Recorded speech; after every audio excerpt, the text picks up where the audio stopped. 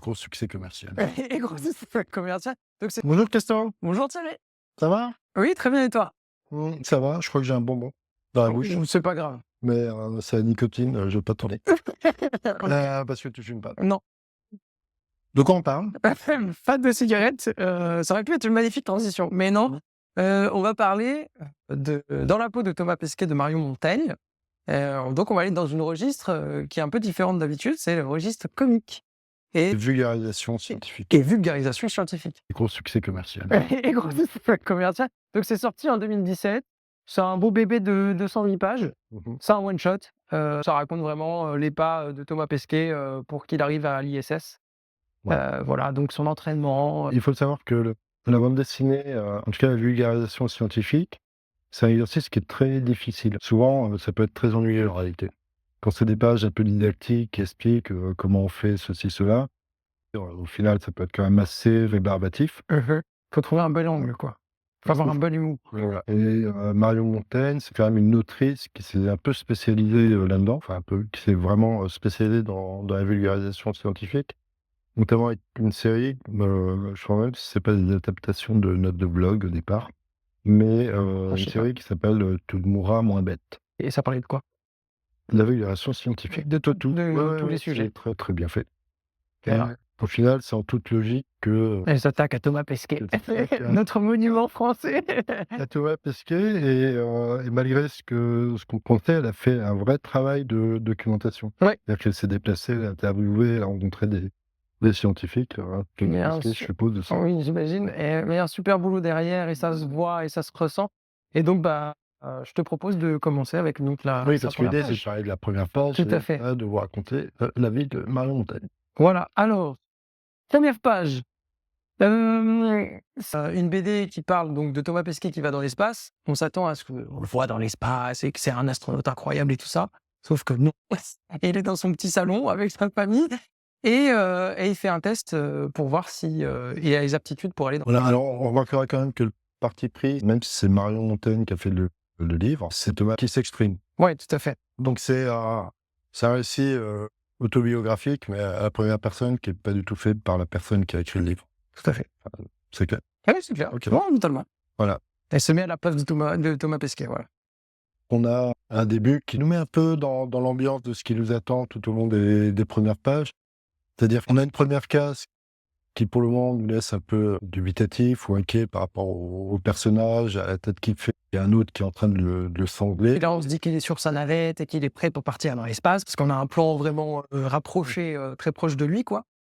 Voilà, et après, il y a tout un tas d'autres personnages qui défilent autour de lui, qui le regardent, et chacun fait son truc. Il y a un photographe, il y a des gens qui l'attachent, il y a d'autres gens qui vérifient, l'état de sa combinaison, d'autres qui mesurent on ne sait pas trop quoi, et Il y en a même ses parents. oh, voilà, qui sont très fiers, de leur petit. On est aussi pas mal dans le rapport texte-image, hein, où, il y a des situations et des textes qui jouent un peu avec le contraste de ce qui est montré. On finit par un plan large. Alors dans une petite case, mais un plan large. Oui.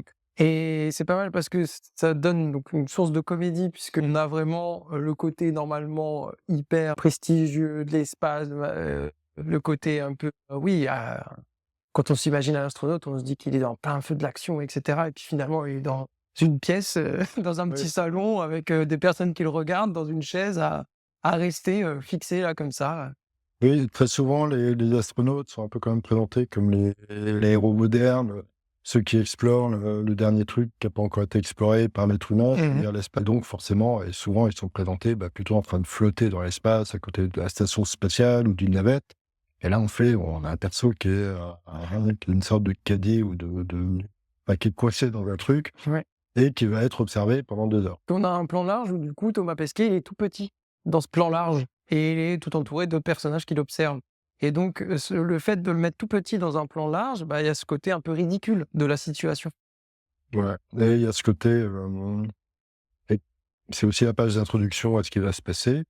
Et donc l'objectif de la page qui surtout signifié sur les 2 premières cases où, en gros, le personnage va nous raconter comment il s'est retrouvé dans cette situation. Tout à fait. Voilà. Moi, c'est Thomas Pesquet. J'aime bien. Je crois que Christo, il aurait bien aimé, Moi, c'est Christo. Je vais aller dans l'espace. Non, pas du tout, moi. il faut savoir qu'il y a quand même, 200 pages, Oui, donc il faut une certaine efficacité dans le dessin mais honnêtement, on est pris par l'histoire, hein, ça oui, fonctionne, très clairement. bien et là, on est aussi dans ces albums qui s'adressent comme c'est un sujet, un thème grand public, au final, c'est de la BD qui est aussi lue par des gens qui lisent pas de De bande bande dessinée, dessinée oui, tout à fait. et qui touche un public beaucoup plus large que d'autres albums, plus traditionnels. Puis aussi, pour le coup, il y a pas d'utilisation de cadres, de cases aussi. Mmh.